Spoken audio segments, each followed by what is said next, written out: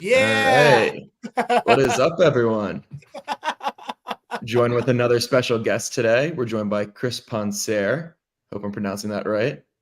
Uh, Amazing. Kris is the co-founder and chief brand officer of Dogamí. Dogam is a really awesome project with virtual companions, adopt, raise, and earn. They have the token Doga. Really excited to get into everything you guys are building, and especially talk about the new comic book that you guys have. You're going to be releasing in, is it 2 days now, right? Correct. Yeah, that's on Friday. Yeah, on Exactly. Friday. That's awesome. Amazing. Exciting. So cool to be here. Thank you for having me, guys. I appreciate it. Hey, Yeah. we got a lot of people in the audience who are excited to have you on and excited to see what you have to say today. We got a Nice. double Andy, 2 different accounts. He's one of ours. I don't know if the guy's Dogami. You know what I mean? But I'll take it. Love it. So Kris, we're collectors. That's like, what the podcast is all about. We love both the digital, the physical space. You can see all of our collectibles behind us. So one of the questions we love to ask the people that jump on the podcast is, are you a collector? Do you consider yourself a collector? And if so, what are the things that you collect? Yeah. Very good. No, listen, massive collector. I caught the virus super early. I think like when I was, I don't know, like 6 or 7 years old, I went to my grandparents' house from my dad's side, and my grandfather opened like this magic crate of videotapes, and there was like the 70s Fantastic Four cartoons. There were a few things that I don't know are so that well known in the US, but like Japanese, the first Japanese super robot animes like Grandizer and things like that. And I brought the tapes home, and like my life changed forever. So hardcore fan. I was allowed to have some bullying at school because I showed it like there was no tomorrow. But I pierced through it, and now it's kind of my job. So listen, it's awesome. Massive collector of mangas, massive collector of Marvel comics. I think I really caught the virus with Marvel comics, and specifically, I think it was like the Phoenix Saga back in the day that hooked me on Marvel, and the way that they spawned their storylines across multiple books. And then I got a bit into DC. I'm not like the massive DC fan, but I like a lot the work that they did with Alex Ross back in the day. That was amazing. So good. So, I think if it's good, like I'll read it.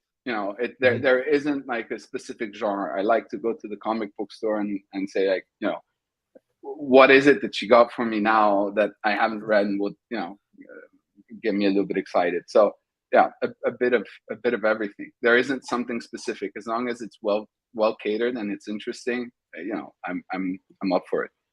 That's awesome. What are the comic book stores like in Europe? I haven't visited any of the ones over there. Listen, in the UK, they're amazing. Here, where I'm based in Switzerland, it's a little bit more complicated. You don't get everything that you're looking for all the time. But in the UK, there's this great store actually in London called Forbidden Planet. And they have quite a lot of the artists come and do some book signings, and they do some releases of special editions over there and things like that. So when I was younger and living in London, like it was a mission to convince my parents to bring me to Forbidden Planet and spend their money on things that I thought was amazing, because I was underage and not able to work for money. But I did the garden and shit like that. But yeah. That's great. Are there any like print runs that you've been like trying to put together, or like any kind of like collecting goals with the comics that you've been trying to accomplish? Listen, not so much. Like I have already a bit of a collection that I've put together, and the era that I really like of comic books is the one that I relate to, right? So it's what I read as a kid, and it's what taps into that cognitive memory of bringing me back to whatever emotions I was feeling when I was reading them. And those are the ones that either I'm trying to find or that I have that I hold dear. Like it's more about preserving my collection that I have than finding new things. After I'm open to new material, but in terms of collection, it's like what I had as a kid, and I managed to keep a lot of that. Nice. Well, it doesn't look like you have very much room back there for anything new anyway. There's another wall. You can build up. Some room at the top. Yeah, exactly. I can always stack another shelf above. So I was wondering if you could tell us a bit about your professional background and how that led to starting to work in Web3 and co-found Dogami, and kind of getting into kind of what the project really has evolved into. Sure, 100%. Well, I started off in the film industry. I spent about I say just under 10 years in the film industry. It started off with me trying to be an actor, right? That didn't really work out. But I was producing a lot of content for some of the guys from acting school, and then I started producing a little bit of content when I moved back to London, and then it just kind of naturally became that I stepped into production. And what I really liked was being able to take something on paper and to make it real, because it's one thing to imagine it, but when you actually see a finished product, there's nothing more gratifying. Whether the film or the series or whatever it is that you're doing is a success or not, each time it's like a great learning curve. And then I went into the luxury industry for about 4 years. I joined one of my investors in my production company, who was launching a fund with multiple companies, and what he needed was to build the narrative around the brands, whether it was about the craftsmanship, whether it was about the time making, all these things. I spent about 4 years, and that's where I kind of bridged narrative with brand building. And I really started to enjoy building new brands. And after that, I got a call from a friend that said, listen, I've got this guy, super smart. He just sold the business that he's had for the past 12 years in the pet industry to one of the arms of Nestle. And he wants to launch and build a new community in Web3. And I was like, pets? Yeah, really? I had just spent 4 years in the luxury industry and in film, which hold some kind of level of prestige. And I just had this idea that we were going to do dog food, and so I was a bit taken off. And she's like, no, really, you take this call with him. I think he's got a really good idea. And I met Adrian Magdalene, which had just signed a partnership with the two other co-founders that we have, Max and Bilal. And they presented me the idea of building a community around virtual pets, which are your Dogami, right? And when I saw what they were putting together, I thought, okay, more than virtual pets, there is an opportunity to build an authentic and original IP around these characters, and there's a lot of world building potential. And with the background that I had and the passion that I have for this type of industry, I told them, listen, let's do it. Let's jump on board and let's maybe make a little bit of a pivot, and let's try to build something for the ages. Let's try and leave our stamp on the history books in terms of entertainment. And that was 2 years ago. Wow, nice. That's incredible. Yeah, Sean is actually he's a filmmaker as well. Yeah. So I have a background in film. Yeah. Myself and Kevin Loader of the podcast, we've been filmmakers for the past 15 years in the Bay Area, doing most of the commercials. But we've done a few short films and then a couple of features as well. But yeah, that's so cool. That's so cool that we had the same journey. Yeah. Absolutely. It's amazing. There's nothing more amazing than being on set. I mean, although like usually conditions are horrendous. And people have this idea that filmmaking is like super prestigious and cool. Actually, you're taking leaks in these construction toilets that are completely destroyed. You're sleeping sometimes outside. You're under rain for hours, and everybody's soaking wet, and everybody gets sick once you're done shooting. And but each film or each short or each series, you build a family, which is amazing. So very cool. It's so funny. I always tell people, especially who come on set, make sure who are new to set, And bring a charger because there's a lot of sitting around. But you'll wait for like 2-3 hours sometimes, but then it's go, go, go. Like when you're Exactly. Yeah. Hurry up and wait, as they say. Yeah. Everybody's got to get ready, and you go through makeup and and then you have like 160 extras waiting for 8 hours just to go yay for 5 minutes. Exactly. And then like, it's a wrap. It's so a weird funny. industry. That's so cool though. That storytelling is in your blood, and especially for the comic book being released. What inspired you guys to bring this to comic book format? Well, it came from actually a problem. The thing is, so Dogami is a mobile game. It's mobile first, so we're looking at expansions for the future, but it's very difficult to bring a lot of narrative on a mobile format. Like you're very quickly, people play on mobile because they want to pick up, play, and put down, and it's either on public transportation or waiting for something in a waiting room, a doctor's appointment, whatever.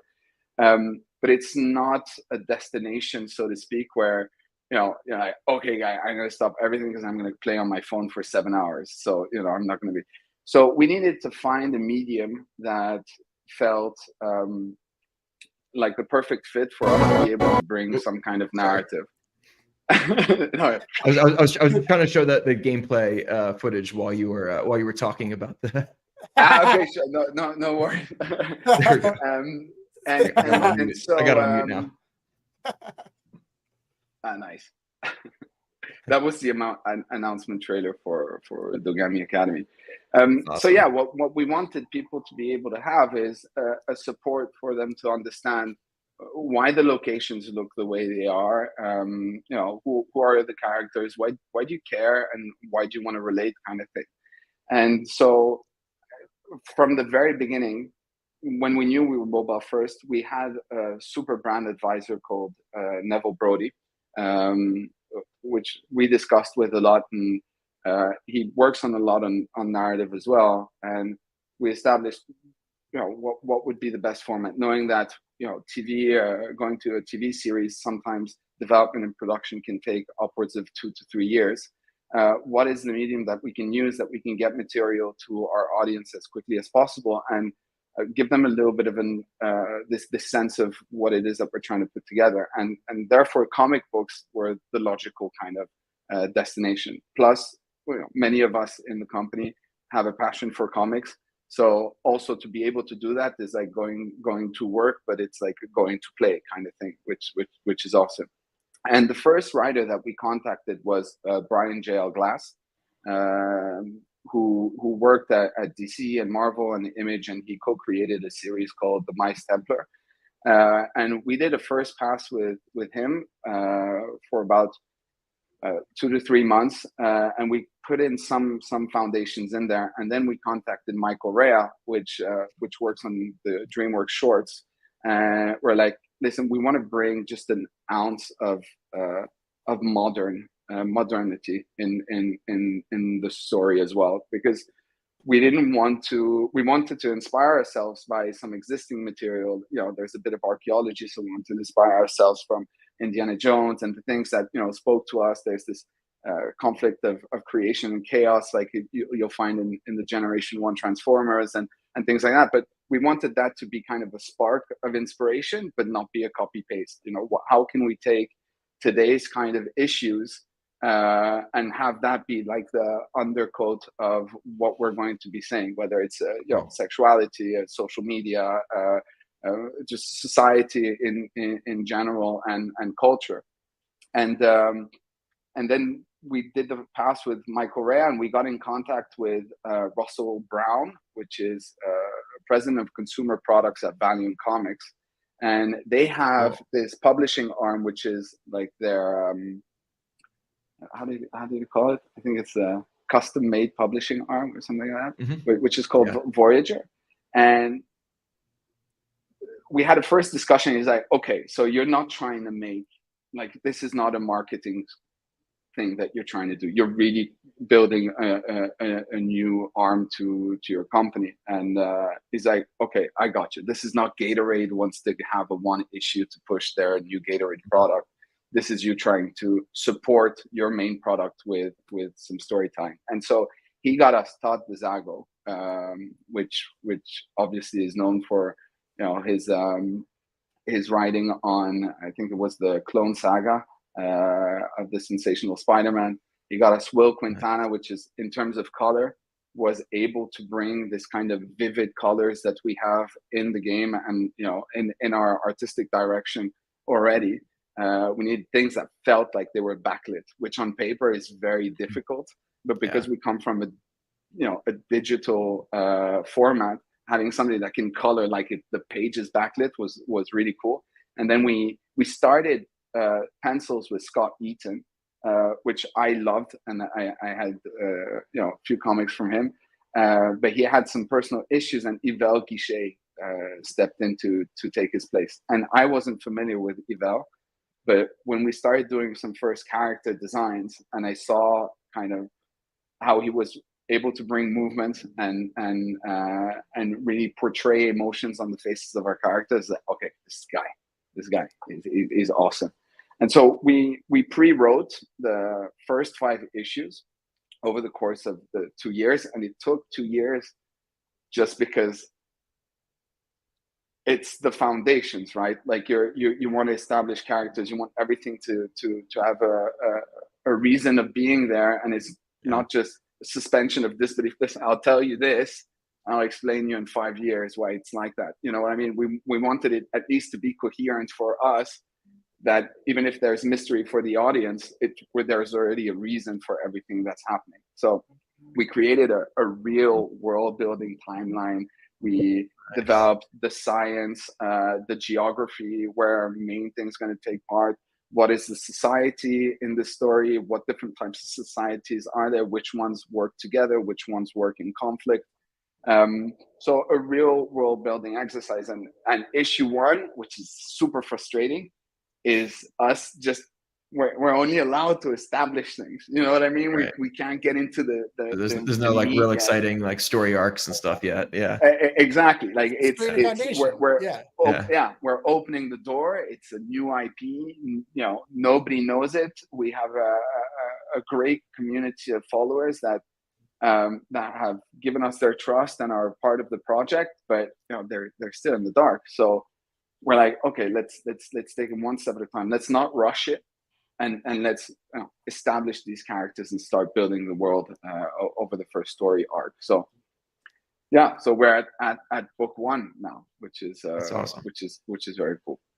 I love the approach. I mean, it's there's no better way to like keep gamers and engaged by than by like having a story that they can actually connect with and continue follow over time, and it's going to want them to keep coming back to that game and keep wanting to interact with the ecosystem. So yeah, I think you're gonna hopefully the goal is to build some real followers and some real people who are just like interested in the story and want to follow along. Yeah, it's absolutely awesome. I think also it's a way to open multiple doors to allow people to come into the universe, because not everybody's a gamer, not everybody's a comic book fan, so but we're kind of allowing different audience to come discover what Dogami is, and we've been in development for a TV series as well, which will take some time. Like sometimes we have some massive steps forward, sometimes we take some little steps back, but it's moving all together in the right direction. And that as well, it will cater to potentially a different audience, but it will be also a great support to the existing audience. So all these activations that we're putting together, they're intended to be an extension of your initial experience. We haven't built them so that they overstep one another. It's for you to be able to have more to appreciate and more to discover. And the comic book itself is also, let's say, the first activation within the ecosystem for NFT holders, for them to be able to also access something completely for free.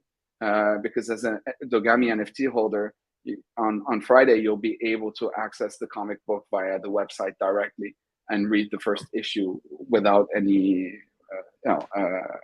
pain in the neck. So the idea is, will you actually be able to claim an NFT for the comic book, or is it just access to read it on the website with the NFT? It's kind of like Comixology, in the sense that instead of having a Comixology membership, you have an ownership of an NFT. And that ownership is what's going to give you access to the media that we're going to be distributing through our marketplace. The comic book isn't the NFT and won't be an NFT, because what we want to maintain is that your NFT is your key to the media extensions, and not make everything an NFT. After we can see how that will move forwards. And I think one thing that's great about Web3 projects is that the community has a voice. So the idea is also to see what does the community want? Is there an appetite for them to be able to redeem an NFT? How do we limit the supply so that it becomes a collector's object for the ones that have been there first? There's, as soon as you open the door, you answer one question, but you have 15 others that you have to ask yourself to make sure that it makes sense and it's enjoyable for all. And here, what we've done is we started a digital version that's not limited. You own an NFT, whether you buy it now or in 6 months from now, you'll have access to that media. That is your entry point. But there will be, and this we haven't announced yet, but there will be a physical version that you're going to be able to purchase, and it will be limited to 500 copies. So that's awesome. Really small supply. Super limited, yeah. And that's mainly because us, the founders, wanted a copy for our offices. Yeah. And we're like, okay, we're gonna do it. We want. It's like we can't just make 4 or 5. We might as well make a bunch. Yeah. Exactly. And there's been a little bit of demand for it, and we thought it's such a great collector's item. Like I know I want one. So maybe others will as well. And the idea has always been to do the first 5 books. I mean, kind of like the trade backs that you have here. The idea is to do the first story arc and then do a collection, and in the collection will include all the development that we've done, like the behind the scenes art, working, the pencils of Yvel, where we took the characters from point 1 to making it actually in the book, and things like that. So the idea is to have afterwards a full collection. But for me, there's still something about having this having the individual the thing with the board. cardboard. Yeah. And that's something I should. Yeah, that's awesome. It's super important, I think, to have, and it's if you keep it long enough, who knows, it might become part of history at some point. So I thought it would have been a shame not to do it. You know what I mean? That's awesome. Totally. Yeah, this cover is going to look great printed out too. Thank you. No, it was a collaborative work as well, which was amazing. Is that Scott Eaton actually did the cover, and then Yvel threw a little bit of pencils on top, and Will did the colors. And when the cover came in, although it was great, it was kind of it lacked a bit of consistency and coherence with the rest of Dogami, because obviously it looked like a comic book cover. And we've already released NFTs that came in boxes, and we've released some kind of a loot pack in the past, and some merch, and it always had the same graphic language on it. And we're like, okay, do we dare kind of break the codes a little bit and make the cover a little bit different than what we've seen in comic books so far, and make it just a little bit modern? So our team took it in, and Grégory Magadou, which is our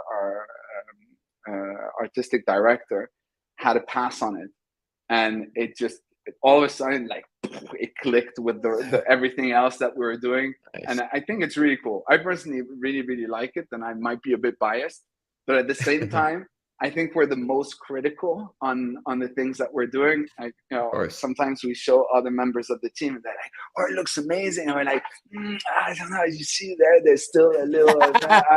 Yeah. Sometimes you're your best barometer. And they're like, yeah. "No, you have to release. You have to release. You have to release." And like, I can't. I can only see this one thing that's bothering me. You know. So sometimes when we get criticism, like, wow, tough crowd, because we've been grinding this like there's no tomorrow, trying to make sure it's perfect. But it's good. It's good because everything at the end of the day is very subjective. It might be awesome to us, but to other people might not be so cool. You know what I mean? Yeah, definitely. So we have a question here from Derek. Sean, were we both trying to do this at the same time? I think. Yeah. So Derek wants to know if there's a timeline for the follow-up for the first comic and when we can look forward to getting the second issue. Awesome. Yes. So work on the second issue has already started. So as soon as we finished issue 1, we moved into issue 2. Right now, the arc, the first story arc, sits at a minimum of 4 issues, but it might overflow into 5. And that story has already been panned out. And we're not starting at the beginning of the story where there's a lot that's already happened in the mythology, which leads to the world being the way it is when our story starts. So I think that if the first 5 issues are successful, what I really want to do with the team is that we do an origins, because there's a lot there that will explain a lot of what's just occurred and what's happened. And we want to understand some of the characters that we're going to meet in issues 1 to 5 a bit more and why they're the way they are. So I don't know. We'll see how it pans out. But yes, so issue 2 is in development. I'm hoping that we can get it for Christmas. That would be awesome. Otherwise, it'll be just in the beginning of 2024. But yeah, awesome. It depends on a few things, but right now it's moving quite smoothly. Very cool. All right, so got to make sure you get your Dogami NFT to be able to mint, or not be able to mint, to be able to access the comic, to be able to read it on Friday, and then will only NFT holders be able to buy the physical, or will anybody be able to buy the physical? Only NFT holders. Only NFT holders. I think it's only fair that I agree. they have an advantage.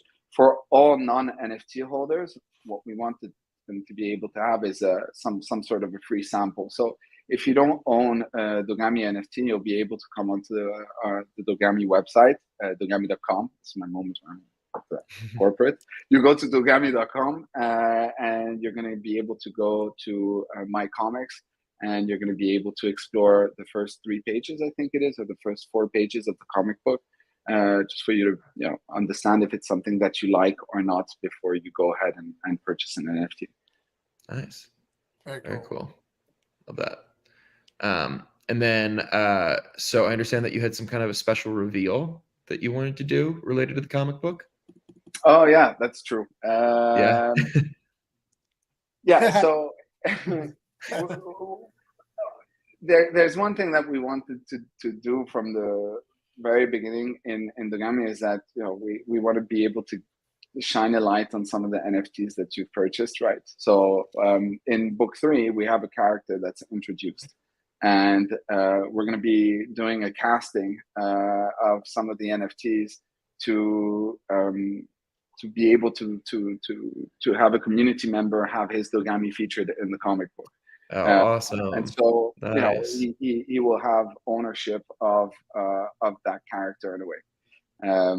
So yeah, that's something that's going to be put together in time for the 3rd issue. But the idea is that we're going to have one community member feature his NFT in the comic books. That's so cool. I love that. Really cool. Yeah. I don't know if you've seen. Do you follow DC Comics and the stuff that they've been doing in the NFT space over the last couple years? So I purchased one of the Batman cowls when. Oh, the Bat cows. Yeah, nice. Yeah. Yeah. We both have a bunch of cows. Yeah. Yeah. Nice. Yeah. But then after I have to be honest, I didn't follow on to a lot of the stuff that's happened, but because they're doing something as well with the community.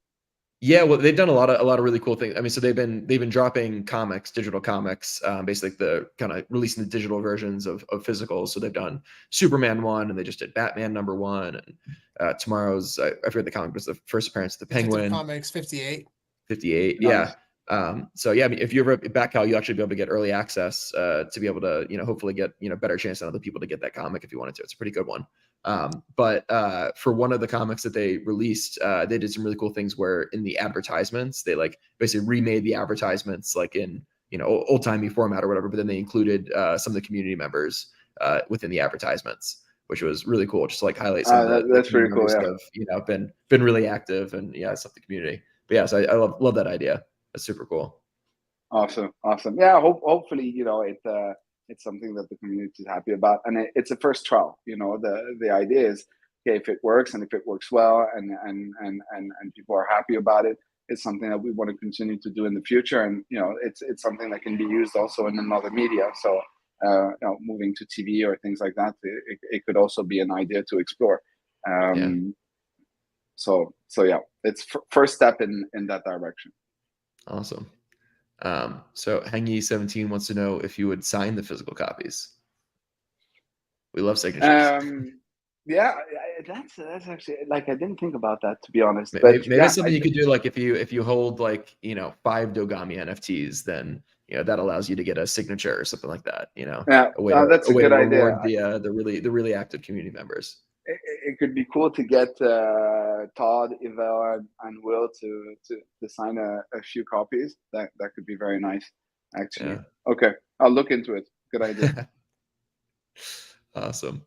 I'm a big signature guy myself, so definitely, yeah.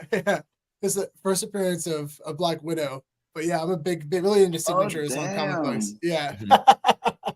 Yeah, so definitely, I think that'd be really meaningful for the community for sure.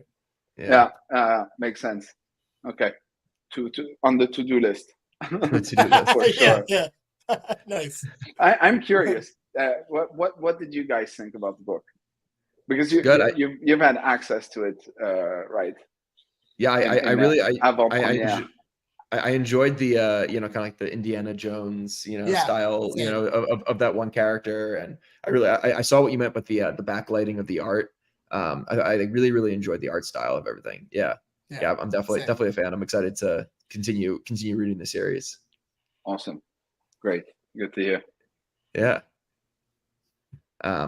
Well, it's been so great having you on, Kris. This has been honestly so fun to talk to you and hear your background and hear everything about the project. We'll definitely have to have you on again soon, especially when you're having the next issue come out. We'd love to talk about it. With pleasure. Yeah, it was great meeting you both, and great to be on Comics and Crypto. So very cool. Thanks a lot, guys.